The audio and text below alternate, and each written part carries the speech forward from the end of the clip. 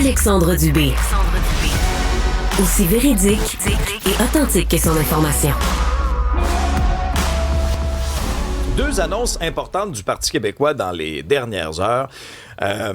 Le Parti québécois veut essentiellement s'attaquer au monopole de la SAQ, donner davantage de liberté aux petits producteurs en libéralisant la vente de vin au Québec.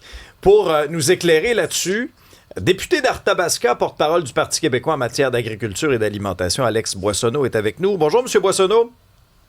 Bonjour, M. Dubé. Bon, comment vous allez faire ça?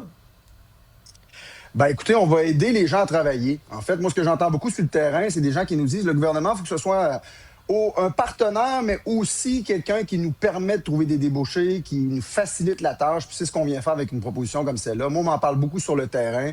On a des micro-distilleurs dans la région de Victoriaville, comme Euclide, par exemple, qui essaient de trouver des débouchés pour leurs produits, puis qui sont toujours confrontés à un fardeau réglementaire épouvantable, à un système qui date de la prohibition, qui les empêche, qui multiplie le nombre de permis dont ils ont besoin, qui leur empêche de distribuer, qui leur force à donner des redevances à la SAQ qui sont extrêmement importantes, presque la moitié du prix de la bouteille, s'ils ne passent pas par la SAQ comme intermédiaire. Donc nous, ce qu'on vient faire, c'est intervenir là-dessus, puis aider les producteurs artisanaux locaux à participer au développement économique du Québec. Vous parlez de la majoration sur les bouteilles qui sont vendues, par exemple, en boutique. Puis il y a beaucoup de gens qui font le tour du Québec puis qui aiment acheter local, aller en boutique, prendre une bouteille. À quel point on veut baisser cette majoration-là de la SAQ? Puis à quel point il va y avoir de la résistance aussi de l'appareil d'État? Ben écoutez, pour ce qui est de ce que ça représente comme économie, c'est à peu près 50% du prix de la bouteille, je le disais, cette majoration-là. Et pour nous, ça n'a pas lieu d'être. Évidemment, ça entraîne une perte de revenus pour la SAQ, mais là, comprenons-nous bien, nous, on appuie le modèle de la SAQ. Ce qu'on propose de faire touche à peu près 3 à 4% de ce qui est des recettes de la société d'État. Donc, c'est quand même limité. Puis, il faut dire aussi qu'on se base sur le modèle des microbrasseries.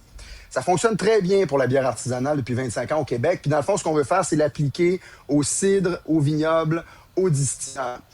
Essentiellement, ce qu'on avait estimé du côté des microdistilleurs, c'est que ça serait une perte de revenus dans l'immédiat qui pourrait tourner autour de 25 millions pour la SAQ. Donc, il y aura peut-être une résistance là, mais il faut rappeler que la SAQ, c'est 70% des vins, la grande majorité des vins d'importation. Puis il va y avoir un effet de levier aussi, parce qu'en trouvant des débouchés pour les producteurs locaux, on va augmenter la production, éventuellement avoir plus de revenus aussi qui sont générés par le biais des taxes. Donc, la population va y trouver son compte aussi, là.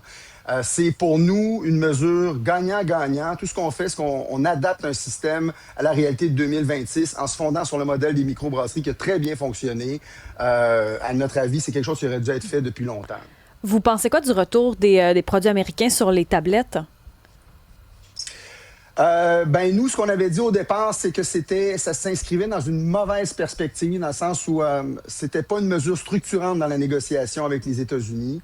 Ce qu'on a toujours reproché au gouvernement à l'heure actuelle, c'est de fonctionner à tâtons, c'est de ne pas avoir de plan clair pour la suite des choses, d'attiser parfois des frustrations du côté américain alors qu'on est en pleine négociation. Ça a été le cas, par exemple, quand Mark Carney s'est retrouvé en Chine à vanter une entente avec les Chinois, qui est évidemment un concurrent important des États-Unis, alors qu'on était en négociation avec les États-Unis. On avait dit, nous, pour ce qui est du boycott des produits américains, que c'était pas la façon de faire dans une négociation en bonne et due forme avec un partenaire qui est quand même le partenaire le plus important du Québec. Donc, c'était pas de cette façon-là dont on voulait procéder a priori quand on l'inscrivait dans une négociation large avec notre premier partenaire commercial. L'autre grosse annonce du Parti québécois, les chauffeurs à rabais, le fameux phénomène de chauffeur Inc. Le PQ s'engage à mettre fin à ce véritable fléau qui a été la cause de plusieurs accidents dramatiques. La CAQ nous avait annoncé un plan pour un petit peu mieux encadrer notamment le transfert de permis de conduire, par exemple un permis ontarien à un permis du Québec, avec une formation, des examens à passer. Mais vous voulez aller plus loin que ça, là? Non, absolument. Absolument, nous. Puis je suis vraiment content qu'on en parle ce matin puis qu'on puisse utiliser cette occasion-là pour parler de l'annonce parce que ça fait au moins 1 an qu'on travaille sur le dossier, même davantage, je vous dirais. Avec mon collègue Joël Arsenault, on a fait plusieurs sorties là-dessus. Il y a eu un laxisme, tant du côté d'Ottawa que du côté de Québec là-dedans, qui a fait en sorte qu'on a transformé nos routes au Québec en une espèce de Far West. Ça a des conséquences non seulement sur la sécurité publique, parce que des camionneurs à rabais, parfois même du camionnage illégal, qui a été très souvent, là, on parle de 1200 fois là, dans les derniers mois, les dernières années, impliqués dans des incidents, parfois qui ont causé la mort. Donc, il y a un enjeu de sécurité publique important, mais il y a aussi un enjeu important pour l'industrie. Parce que l'utilisation de ces chauffeurs à rabais-là, puis là, juste pour rappeler aux gens qui nous écoutent, c'est quoi? Là? C'est de traiter comme des entrepreneurs indépendants des camionneurs qui ne sont pas des camionneurs artisanaux, là, ils n'ont pas leur camion, quoi que ce soit.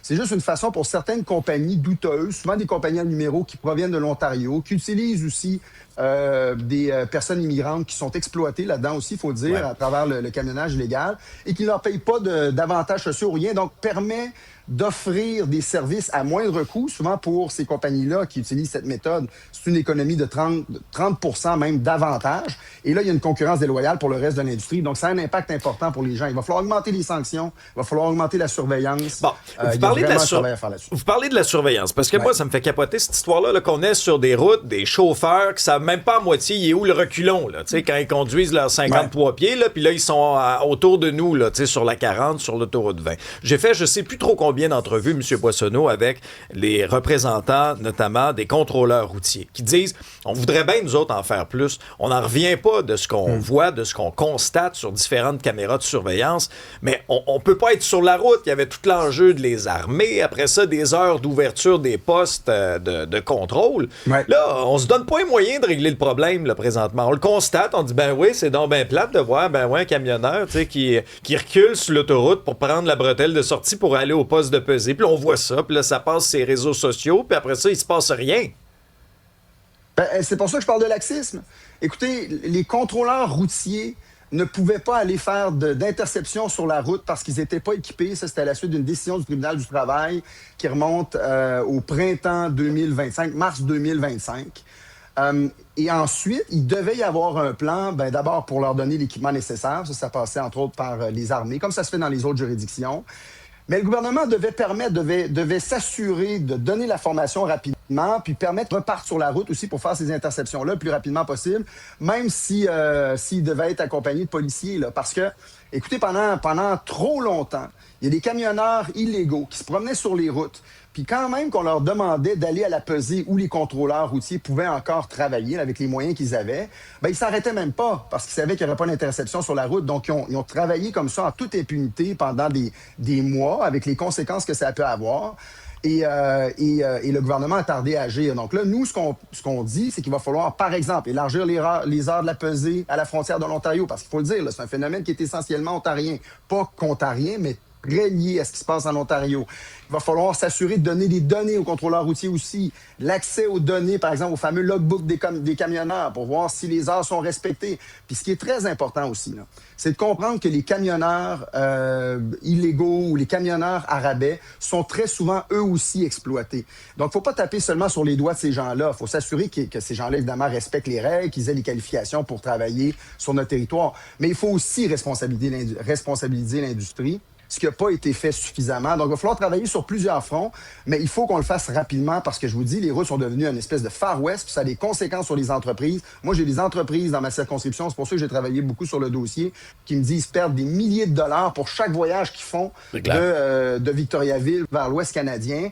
Ça tue des entreprises, littéralement, ça. Et nous, au Parti québécois, ça fait longtemps qu'on dénonce. On comprend pas que les gouvernements, entre autres le gouvernement Fréchette-Legault, mais même aussi à Ottawa, parce que on peut engager ces gens-là par une faille administrative, entre autres avec le formulaire T4A, qui permet à des entreprises, là, il y a eu un resserrement dernièrement, mais c'est pas suffisant, là, qui permettait à des entreprises d'employer des chauffeurs au rabais. Mais il va falloir aller beaucoup plus loin, beaucoup plus vite, puis c'est ce que le Parti québécois s'engage à faire. Alex Boissonneau, député d'Arthabasca et porte-parole du PQ en matière d'agriculture et d'alimentation. Merci beaucoup.